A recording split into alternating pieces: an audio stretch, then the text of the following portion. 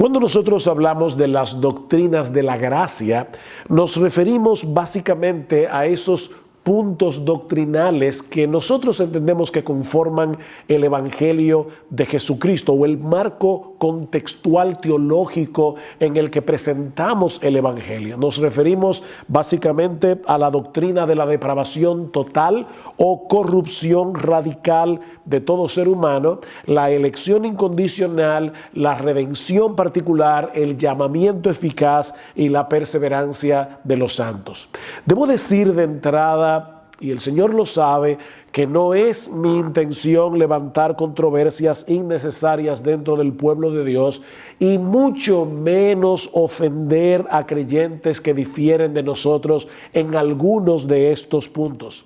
El anhelo de mi corazón es que podamos entender los dos lados de esta controversia, pero sobre todo que podamos crecer en nuestro aprecio por nuestro Salvador y por la salvación que nosotros disfrutamos en Él de pura gracia.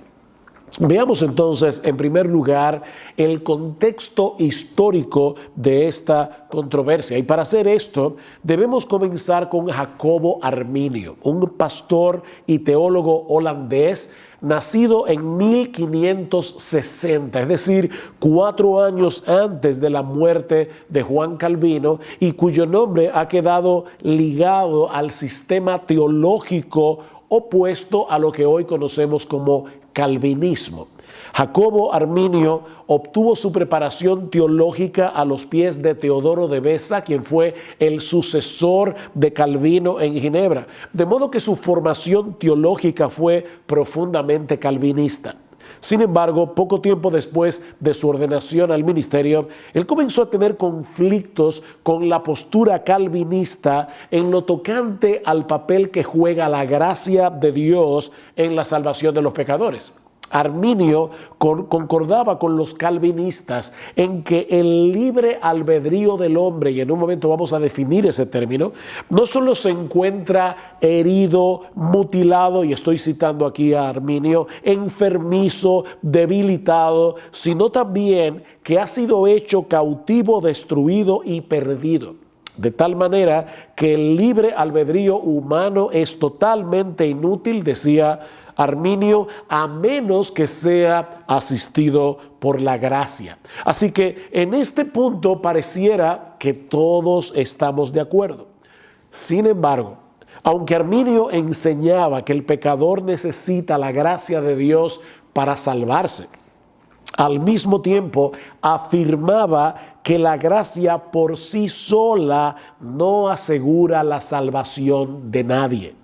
En otras palabras, la gracia es una condición necesaria para la salvación, pero no suficiente.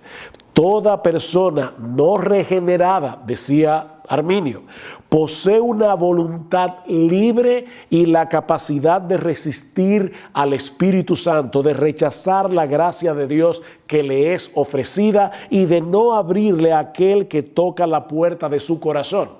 De modo que si el pecador no responde al llamado del Evangelio, la culpa es completamente suya. Y en esa última oración estamos todos de acuerdo. Si el pecador no responde al llamado del Evangelio, la culpa es completamente suya. Pero ¿qué si el pecador acepta el mensaje y viene a Cristo en arrepentimiento y fe? En ese caso, ¿de quién depende la respuesta del pecador a final de cuentas? Y esa parte es importante. A final de cuentas, ¿de quién depende que el pecador diga que sí al Evangelio? Bueno, Arminio responde que la salvación depende enteramente de la decisión humana y no de la soberanía de Dios. Dios nos concede a todos, dice él, suficiente gracia como para que vengamos a Cristo en arrepentimiento y fe. Y los que cooperan con esa gracia, aceptando a Cristo por la fe, son salvos. Y es a esos que Dios elige. Es por gracia, pero la decisión final está en nuestras manos. Ahora, si todos recibimos la misma gracia, ¿Por qué tú dijiste que sí y tal vez tu vecino dijo que no? Si ustedes se dan cuenta, esto coloca al creyente en una posición de superioridad en algún sentido por encima de los incrédulos. Pero la Biblia más bien enseña que los creyentes no tenemos nada de qué jactarnos porque la salvación depende de la gracia de Dios, no de mi decisión. Y eso lo vemos, por ejemplo, en Efesios capítulo 2, los versículos 1 al 5. Pablo primero plantea cuál es la condición del hombre en su pecado. Dice en el versículo 1, y Él os dio vida a vosotros que estabais muertos en vuestros delitos y pecados, en los cuales anduvisteis en otro tiempo, según la corriente de este mundo, conforme al príncipe de la potestad del aire, el espíritu que ahora opera en los hijos de desobediencia, entre los cuales también todos nosotros en otro tiempo vivíamos en las pasiones de nuestra carne, satisfaciendo los deseos de la carne y de la mente, y éramos por naturaleza hijos de ira, lo mismo que los demás. ¿Ven la condición?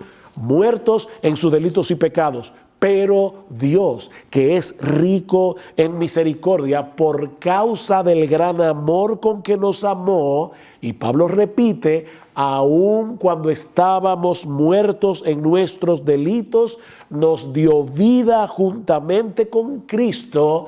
Y ahora Pablo añade, por gracia habéis sido salvados. O sea, lo que Pablo está diciendo es evidente que fue por gracia porque nosotros estábamos muertos. Es verdad que el pecador tiene que extender sus manos hacia Dios para recibir el don que se le ofrece en el Evangelio. Pero a diferencia de Arminio, nosotros creemos que la Biblia enseña que nadie podrá hacer eso a menos que Dios cambie primero la disposición de su corazón. De manera que estas dos posturas teológicas presentan la salvación de los pecadores desde dos perspectivas completamente distintas. Mientras Arminio enseñaba que Dios eligió a todos aquellos que Él sabe de antemano que van a creer en Cristo, nosotros creemos que los elegidos ejercen fe porque fueron predestinados por Dios desde antes de la fundación del mundo por el puro afecto de su voluntad. Luego de la muerte de Arminio, sus seguidores fueron acusados de herejía, por lo que presentaron a los estados de Holanda un memorial de protesta. Esta protesta puede ser resumida en los siguientes puntos. Aquí vienen lo que podríamos llamar los 5 puntos del arminianismo. Aquí está lo que ellos presentaron a los estados holandeses. Primero, Dios elige o reprueba sobre la base de la fe o la incredulidad que Él prevé. O sea, Dios sabe quiénes van a creer y a esos elige. 2. Cristo murió por todos los hombres y por cada hombre, aunque solo los creyentes son salvados. En palabras más sencillas, Cristo murió en la cruz para hacer posible que cualquiera se salve, pero no para asegurar la salvación de nadie. 3. El hombre está tan depravado que la gracia divina es necesaria para la fe o para cualquier otra buena obra. En eso estamos de acuerdo. Pero 4, esta gracia puede ser resistida. Y 5, en lo tocante a si una persona verdaderamente regenerada ciertamente va a perseverar en la fe, ese es un punto que necesita más investigación. Eso es lo que ellos presentaron en aquel momento. Pero más adelante este último artículo fue alterado por los arminianos para enseñar definitivamente que un creyente verdadero, regenerado, puede perder su fe y con ella la salvación. Esta disputa entre calvinistas y arminianos trajo como consecuencia la convocación de un sínodo al que fueron invitados casi todas las iglesias nacionales reformadas y que fue celebrado desde el 13 de noviembre del año 1618 hasta el 9 de mayo del año 1619 en la ciudad de Dordrecht o ciudad de Dort, como se le conoce coloquialmente. Estuvieron presentes 84 delegados holandeses, 18 comisionados delegados seculares, así como 27 delegados de varios estados de Alemania, de Suiza, de Inglaterra y de Escocia. Dice un historiador que fue un concilio sin paralelo en la historia del protestantismo. Luego de 154 sesiones que se llevaron a cabo en un lapso de 7 meses, los cánones del Sínodo de Dort condenaron la posición arminiana a la vez que presentaron las enseñanzas que han sido conocidas desde entonces como los 5 puntos del calvinismo o doctrinas de la gracia. Así que estos puntos fueron una respuesta a los 5 puntos que fueron presentados previamente por el arminianismo. Y hay al menos 2 cosas que quiero resaltar en este brevísimo recuento histórico que acabo de hacer.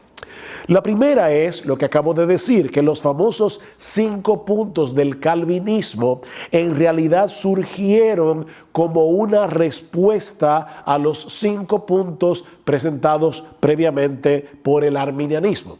Y la segunda cosa que quiero resaltar aquí es que Calvino ya estaba muerto desde hacía un poco más de medio siglo cuando estos 5 puntos fueron etiquetados como calvinismo o los 5 puntos del calvinismo. Personalmente yo no tengo problemas con las etiquetas teológicas siempre que entendamos el contenido teológico de cada una de esas etiquetas. Por eso es que yo prefiero referirme a estos 5 puntos como las doctrinas de la gracia. Pero en ocasiones las etiquetas nos ayudan a simplificar los 2 lados de la controversia, empaquetándolos en un solo término, calvinismo o arminianismo. A principios del siglo XX, creo que en 1905, 1906, alguien trató de resumir estas doctrinas del Sínodo de Dort usando el acróstico TULIP, que significa tulipán, por sus siglas en inglés. Total depravación, ahí está la T. Elección incondicional, que en inglés es unconditional election, ahí está la U. Expiación limitada, que en inglés es limited atonement, ahí está la L. Gracia irresistible, en inglés es irresistible grace, ahí está la I. Y perseverancia de los santos. Bueno, la P funciona igual en inglés y en español. Sin embargo, a pesar de la popularidad de este acróstico, lo cierto es que el TULIP puede dar lugar a algunos malos entendidos, como veremos en un momento, añadiendo confusión al prejuicio que ya muchos tienen lamentablemente contra las doctrinas de la gracia. En el tiempo que me resta, yo quisiera corregir algunas nociones relacionadas con las doctrinas de la gracia, recordando lo que decíamos al principio, que esta clase es como un apéndice de nuestras exposiciones en el capítulo 9 de Romanos y en cierta manera en toda la carta a los romanos, por lo que no podemos dar muchos argumentos bíblicos en cada uno de estos temas. Así que permítanme responder básicamente 4 preguntas. Primera pregunta: ¿posee el hombre libre albedrío? Bueno, depende de lo que queramos decir con esa frase.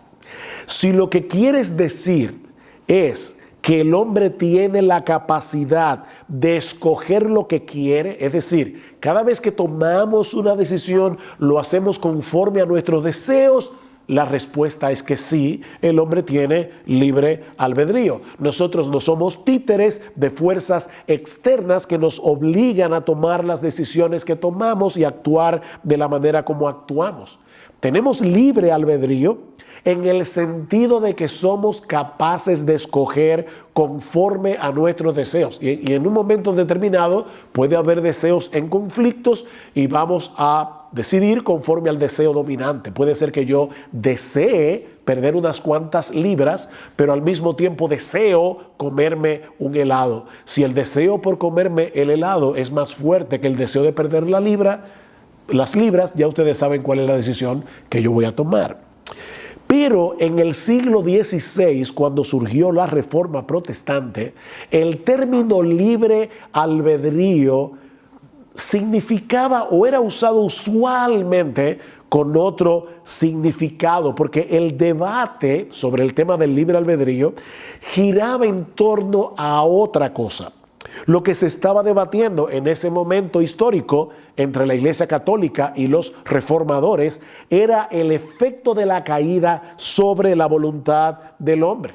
Y la pregunta era, ¿está nuestra voluntad esclavizada a Satanás y al pecado de tal manera que no podemos libremente escoger a Dios? ¿O poseemos todavía la capacidad de buscar lo bueno, de inclinarnos hacia Dios? Todos los reformadores del siglo XVI estaban de acuerdo en que el hombre es moralmente responsable de sus acciones y por lo tanto creían en el libre albedrío en ese sentido, pero al mismo tiempo afirmaban que los hombres nacen esclavizados a Satanás y al pecado y por lo tanto son incapaces de creer y arrepentirse a menos que Dios los libere de esa esclavitud. En otras palabras, el hombre siempre hace lo que quiere. Estamos claros en eso. El problema del pecador es que lo que él quiere siempre es pecar, hasta cuando hace lo bueno. Yo puedo tomar la decisión como inconverso de no serle infiel a mi esposa porque quiero cuidar mi reputación. Pero eso es una buena acción, pero motivado por una cosa pecaminosa. Yo no estoy buscando la gloria de Dios, yo estoy buscando mi propia gloria. Dice en Génesis que toda intención de los pensamientos del corazón del hombre se encamina siempre hacia el mal. Y Pablo dice en Romanos capítulo 8, versículo 7, que los designios de la carne son enemistad contra Dios, porque no se sujetan a la ley de Dios, ni tampoco puede. ¿Creemos entonces en el libre albedrío? Depende. Si lo que están preguntando es si creemos que el hombre siempre actúa como un agente moral responsable conforme a sus deseos, la respuesta es sí, creemos en el libre albedrío, el hombre escoge lo que quiere. Pero si lo que estás preguntando es si después de la caída el hombre posee la capacidad de inclinar su voluntad hacia Dios y en contra del pecado, entonces la respuesta es no, no creemos que el hombre en su estado caído posee tal capacidad. Cristo dijo en Juan 5:40, ustedes no quieren venir a mí para que tengáis vida. Es a eso que nos referimos cuando hablamos de la depravación total del pecador. Aunque debo decir que este es uno de los puntos en los que el tulip se presta a confusión. Recuerden que no fue sino hasta principios del siglo XX cuando alguien publicó este acróstico en una revista para resumir los cánones del sínodo de Dort. Y la T corresponde a total depravación. El problema con esta expresión es el mismo que hemos señalado respecto al libre albedrío. Y es que transmite una idea distorsionada de lo que entendemos que la Biblia enseña sobre la condición humana caída. Cuando una persona escucha el día de hoy que el hombre no regenerado está totalmente depravado, naturalmente tiende a pensar que lo que estamos enseñando es que el hombre es incapaz, completamente incapaz, de hacer algo bueno en ningún sentido. Pero mis hermanos, eso no es lo que la Biblia enseña. a pesar de su estado caído, el hombre sigue portando la imagen de Dios, aunque en una forma distorsionada. Por ejemplo, en Génesis capítulo 9, versículo 6, Dios dice: el que derramare sangre de hombre, por el hombre su sangre será derramada, porque a imagen de Dios es hecho el hombre. Y eso se escribió después de la caída. Pablo dice en Romanos 2:14 que los gentiles que no tienen ley, en ocasiones hacen por naturaleza lo que es de la ley. Y el Señor Jesucristo enseñó claramente que incluso los hombres malos son capaces de hacer buenas cosas por sus hijos. Mateo capítulo 7, versículos 9 al 11. Si vosotros, siendo malos, les dais buenas cosas a vuestros hijos, ¿cuánto más vuestro Padre Celestial? Lo que la Biblia enseña con respecto a este tema es que a partir de la caída, todas las facultades del hombre quedaron tan dañadas que no podemos acercarnos a Dios en nuestras propias fuerzas, ni hacer absolutamente nada que sea bueno en un sentido absoluto. ¿Y a qué yo me refiero? Bueno, para que una obra sea realmente buena en un sentido absoluto, debe ser hecha primariamente para la gloria de Dios y en dependencia de Dios, y nadie puede hacer eso en su estado natural no regenerado. Es en ese sentido que Pablo afirma en Romanos capítulo 3 que no hay justo ni aún uno, no hay quien entienda, no hay quien busque a Dios, todos se desviaron, a una se hicieron inútiles, no hay quien haga lo bueno, no hay ni siquiera uno. Pero hay personas inconversas que cumplen sus promesas, que se ocupan de sus hijos, que mantienen sus votos matrimoniales, por lo menos externamente. Ahora, como el hombre incrédulo no hace ninguna de esas cosas para la gloria de Dios y en dependencia del Espíritu Santo, no son buenas obras en un sentido absoluto, pero sí son buenas en un sentido relativo. Porque, mis hermanos, es mejor cumplir las promesas que no hacerlo, es mejor cuidar de los hijos que descuidarlos, es mejor mantener el voto matrimonial. Es por eso que algunos teólogos han tratado de transmitir la enseñanza bíblica con respecto a este punto usando una terminología distinta. Por ejemplo, el teólogo Roger Nichol prefiere el término depravación radical y penetrante, mientras que R.C. Sproul lo resume todo en corrupción radical. La palabra radical viene del latín radix, que significa raíz. Cuando hablamos de una corrupción radical, lo que estamos diciendo es que el pecado ha dañado al hombre en la misma raíz de su personalidad. Segunda pregunta. Si la gracia de Dios es irresistible, ¿podemos decir entonces que somos salvos en contra de nuestra voluntad? Por supuesto que no. Recuerden que el problema del pecador es que él ama su pecado y aborrece a Dios. Pero en vez de arrastrarnos en contra de nuestra voluntad, lo que hace Dios en la regeneración es hacernos libres de la esclavitud del pecado para que podamos libremente responder al llamado del Evangelio. Déjenme ponerlo de esta manera. Y es una ilustración que he usado muchas veces hablando de este tema.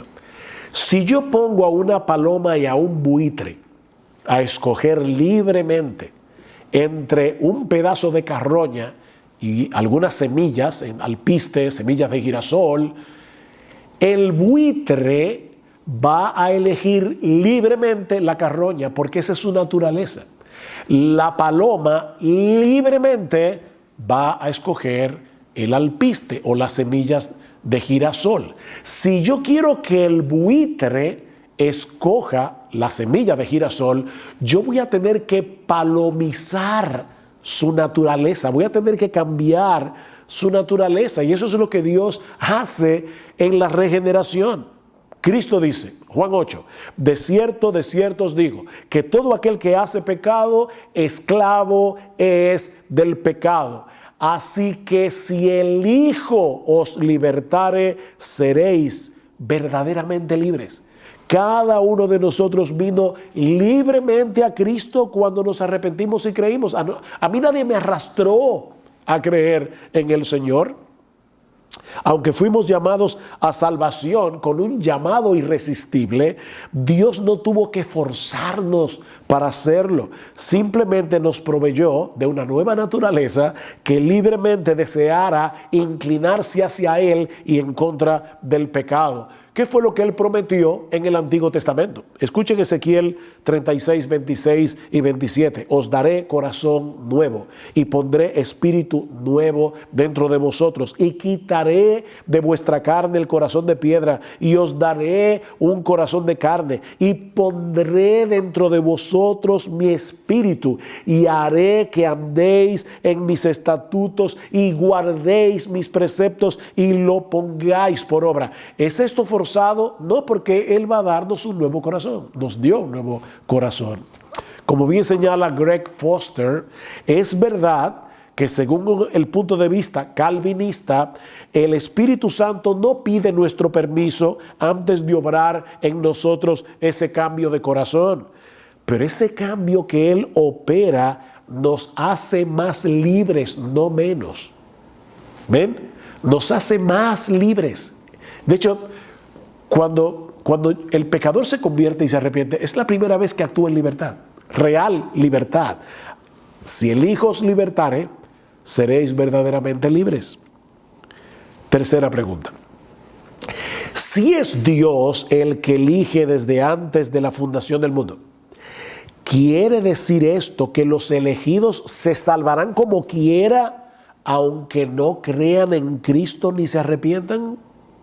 En estos días alguien envió una nota al chat, algo de la iglesia, y decía esto: ustedes dicen que el hombre no necesita creer y arrepentirse. Por supuesto que no estamos diciendo eso. Nadie se salvará a menos que crea y se arrepienta, porque la elección es incondicional, pero no la salvación.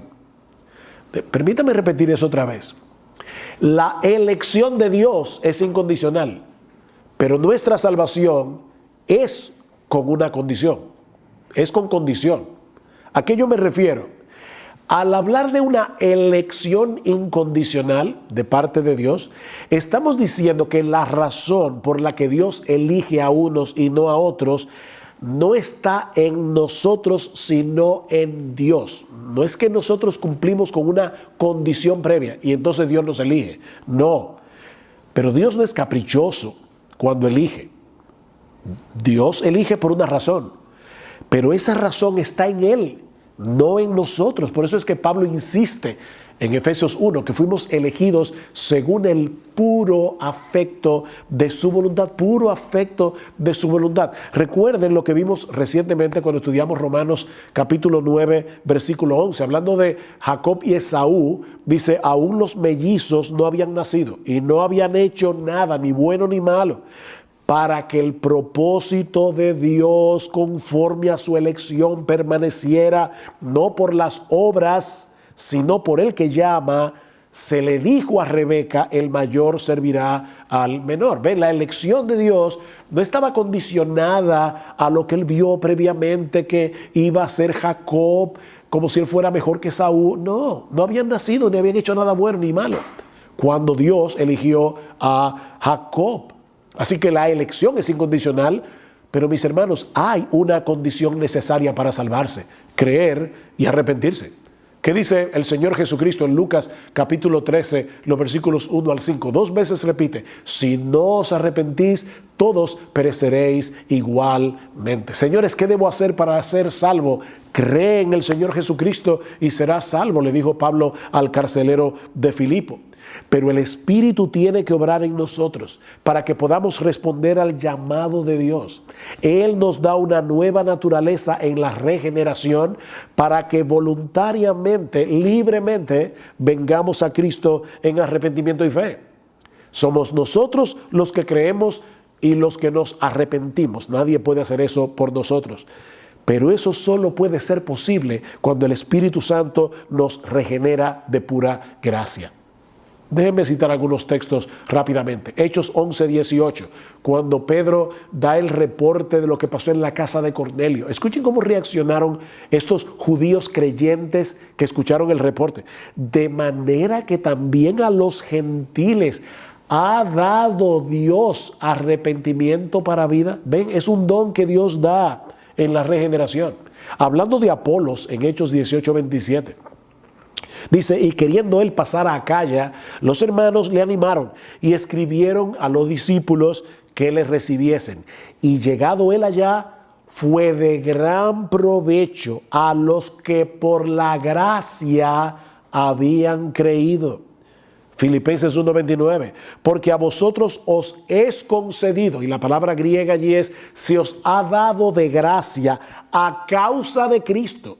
No solo que creáis en Él, sino también que padezcáis por Él. Eso es algo que Dios nos ha dado de gracia. El problema del arminianismo es que presupone que si Dios pone una condición para salvarse, arrepentirse y creer, el hombre debe ser capaz de cumplir esa condición. De lo contrario, Dios estaría actuando como el padre que le pide a su niño de 5 años que salte una verja de 1 metro, o de lo contrario lo va a disciplinar, lo va a castigar físicamente. Pero hay un problema con esa analogía. La impotencia del hombre es espiritual, es moral, es distinta a la del niño que no puede saltar la verja de 1 metro. Es una impotencia culpable. ¿En qué sentido? En que la razón por la que el pecador no viene a Cristo en arrepentimiento y fe es porque él odia a Dios. Es porque él quiere gloria para sí, no gloria para Dios.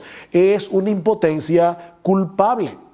Ese fue el centro de la discusión entre Erasmo y Lutero. Erasmo, teólogo católico, escribió un libro hablando acerca del libre albedrío, defendiendo la noción de que el hombre podía inclinarse hacia Dios si lo quería, en el año 1524. Y Lutero escribió otro libro en respuesta al de Erasmo en 1525, un año más tarde.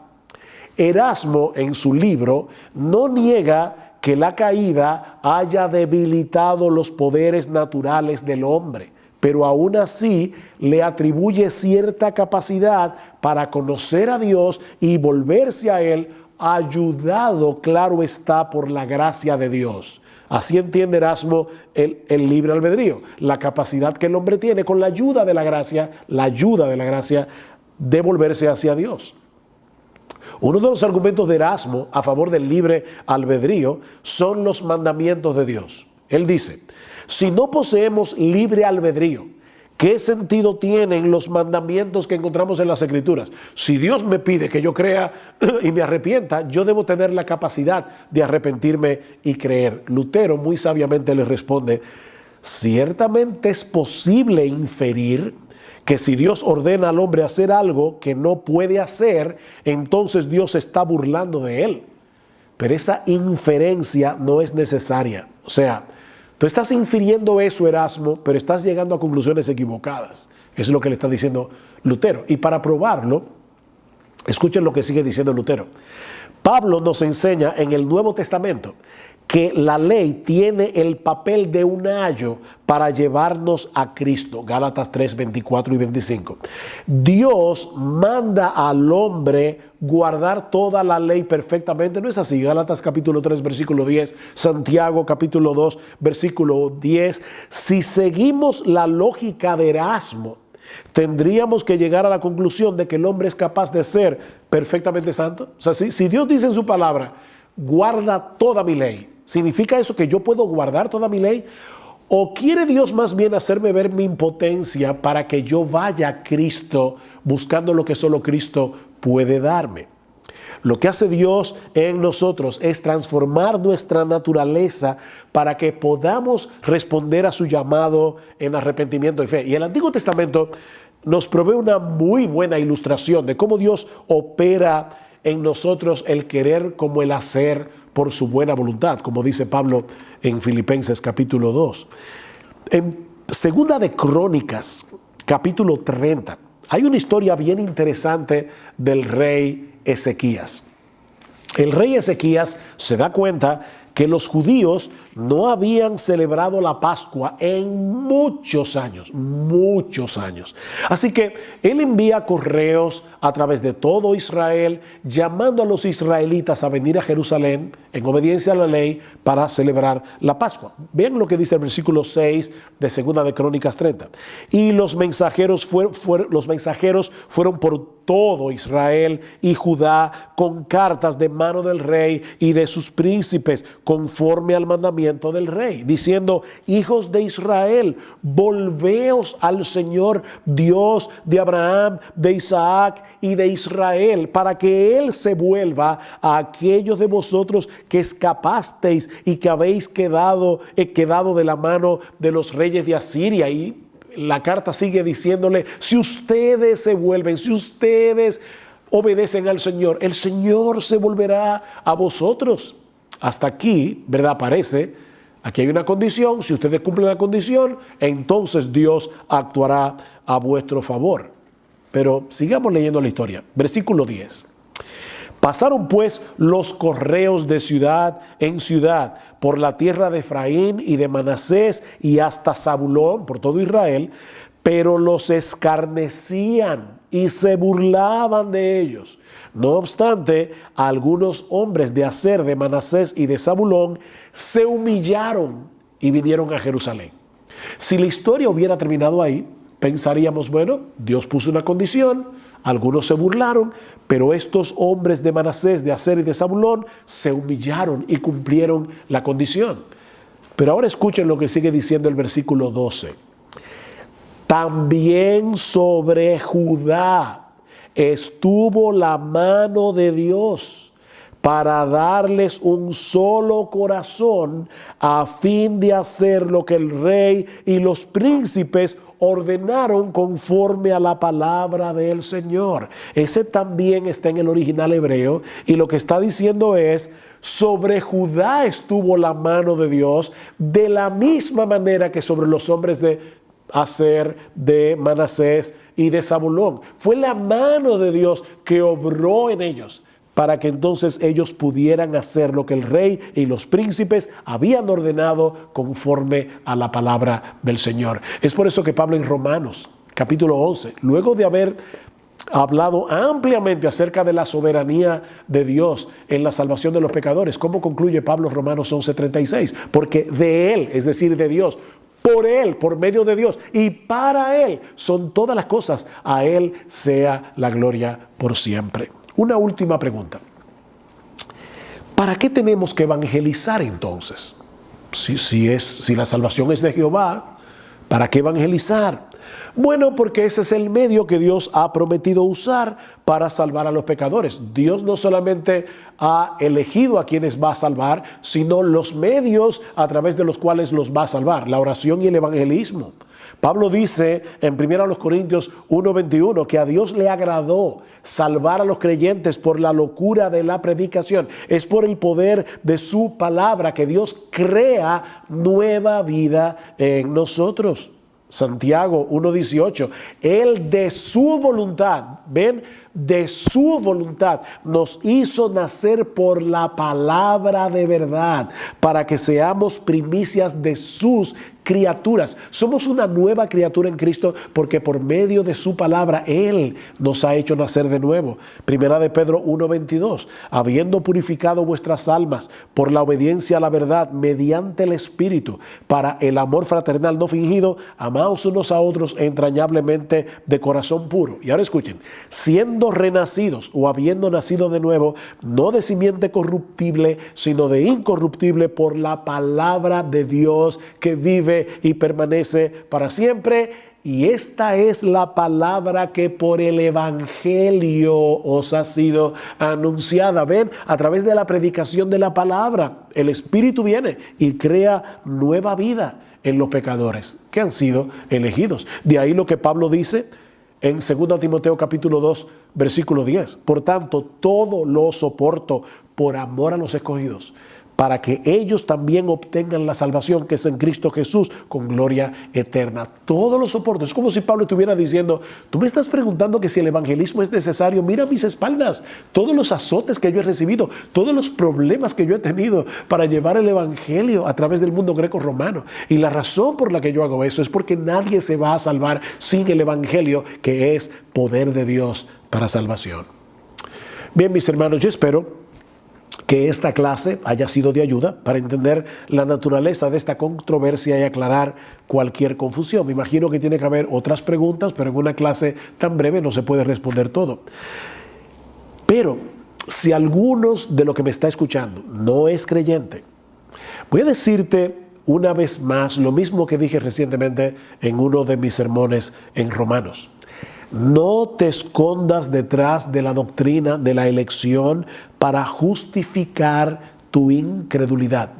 La razón por la que tú no vienes a Cristo es porque tú no quieres a Cristo. Pero Él es un poderoso Salvador que puede darte perdón y vida eterna si vienes a Él en arrepentimiento y fe. Recuerda que tu impotencia es moral, porque alguien puede decir, pero pastor, usted mismo dijo que yo no puedo. Si tú no puedes porque tú no quieres, pero Él puede obrar en ti el querer como el hacer por su buena voluntad. ¿Recuerdas al paralítico de Betesda si has leído la Biblia? Es un paralítico de nacimiento. Cristo llega y este hombre está allí tirado y Cristo le dice, levántate, toma tu camilla y anda. ¿Podía él obedecer al mandato de Jesús en su propia naturaleza? Por supuesto que no, es un paralítico. Pero si ese hombre tomaba la decisión, como de hecho tomó la decisión, de obedecer el mandato de Jesús, él se iba a levantar e iba a caminar. Y eso fue lo que sucedió. Así que no vienes porque no quieres. El impedimento es tu pecado, no la elección divina. Pero mi amigo, si tú vienes, no serás rechazado. ¿Tú entiendes que eres pecador? ¿Entiendes que algún día te vas a presentar delante del tribunal de Dios y que allí de ninguna manera vas a salir bien parado porque ya todos hemos sido condenados por su ley? ¿Tú entiendes eso? Entonces ven a Cristo y ven ahora, porque las puertas de la salvación siguen abiertas de par en par para todo aquel que cree.